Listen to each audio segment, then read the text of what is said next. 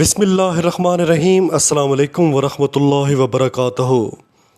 حضرت سعید بن جبیر جو کہ ایک تابعی بزرگ تھے، ایک دن ممبر پر بیٹھے ہوئے یہ الفاظ ادا کیے کہ حجاج ایک ظالم شخص ہے۔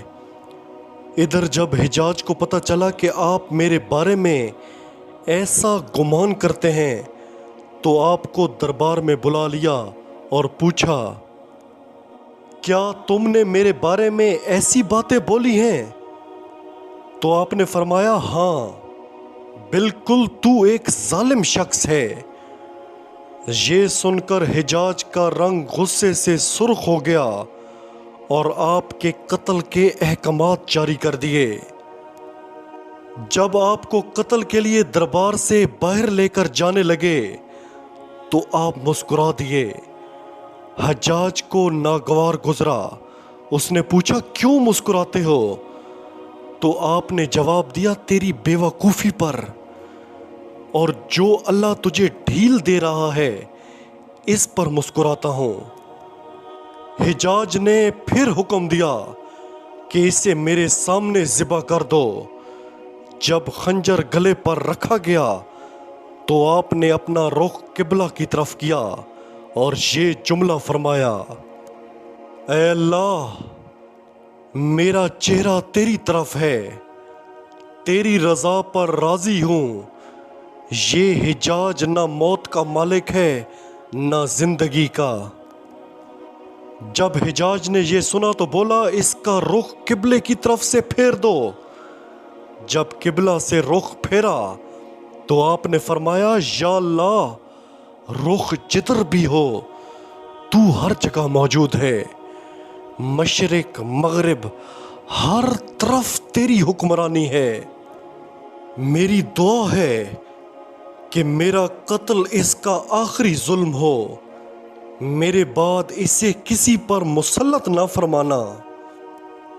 جب آپ کی زبان سے یہ جملہ ادا ہوا اس کے ساتھ ہی آپ کو قتل کر دیا گیا اور اتنا خون نکلا کہ دربار تر ہو گیا۔ ایک سمجھدار بندہ بولا کہ اتنا خون تب نکلتا ہے جب کوئی خوشی خوشی مسکراتا ہوا اللہ کی رضا پر راضی ہو جاتا ہے۔ حجاج بن یوسف کے نام سے سب واقف ہیں۔ حجاج کو عبد الملک نے مکہ، مدینہ، طائف اور یمن کا نائب مقرر کیا تھا اور اپنے بھائی بشر کی موت کے بعد اسے عراق بھیج دیا، جہاں سے وہ کوفہ میں داخل ہوا۔ ان علاقوں میں 20 سال تک حجاج کا عمل دخل رہا۔ اس نے کوفے میں بیٹھ کر زبردست فتوحات حاصل کیں۔ اس کے دور میں مسلمان مجاہدین چین تک پہنچ گئے تھے۔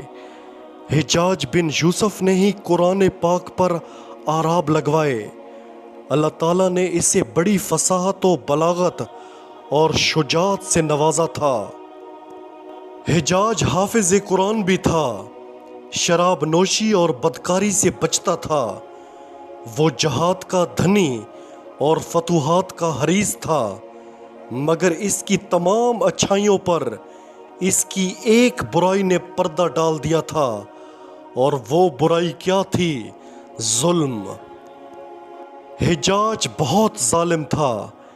اس نے اپنی زندگی میں ایک خونخوار درندے کا روپ دھار رکھا تھا۔ ایک طرف موسیٰ بن نصیر اور محمد بن قاسم کفار کی گردنیں اڑا رہے تھے، اور دوسری طرف وہ خود اللہ کے بندوں، اولیاء کرام، علماء دین کے خون سے ہولی کھیل رہا تھا۔ حجاج نے 1,20,000 انسانوں کو قتل کیا۔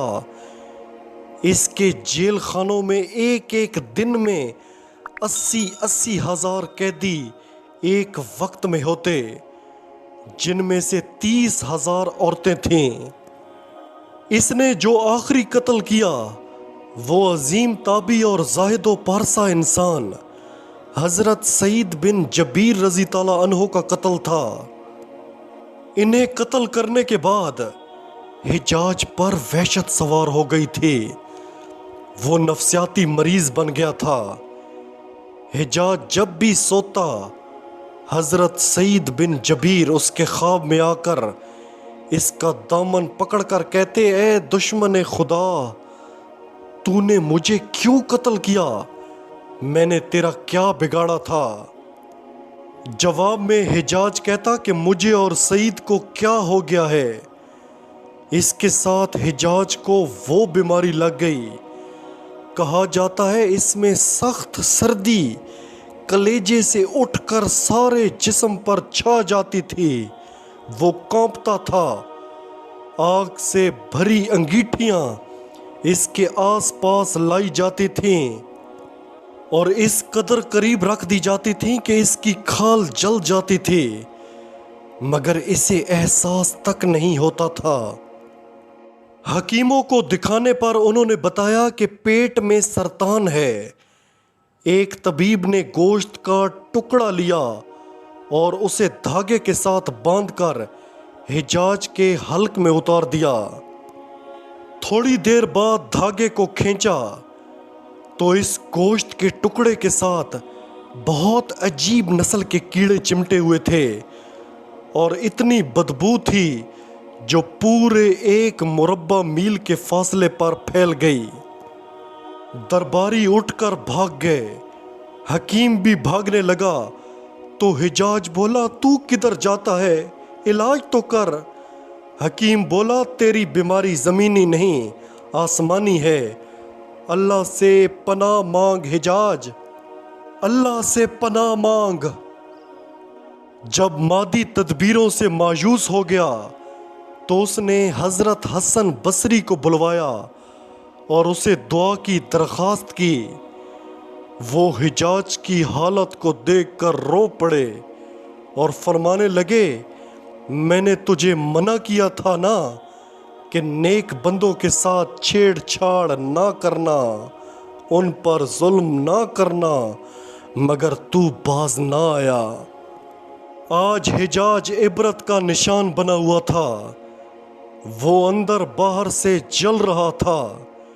وہ اندر سے ٹوٹ پھوٹ چکا تھا۔ جب دیکھا کہ بچنے کا امکان نہیں تو قریبی عزیزوں کو بلایا جو بڑی کراہت کے ساتھ حجاج کے پاس آئے۔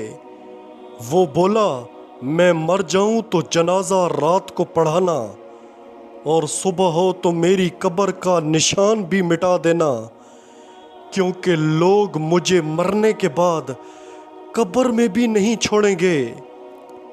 اگلے دن حجاج کا پیٹ پھٹ گیا اور اس کی موت واقع ہو گئی۔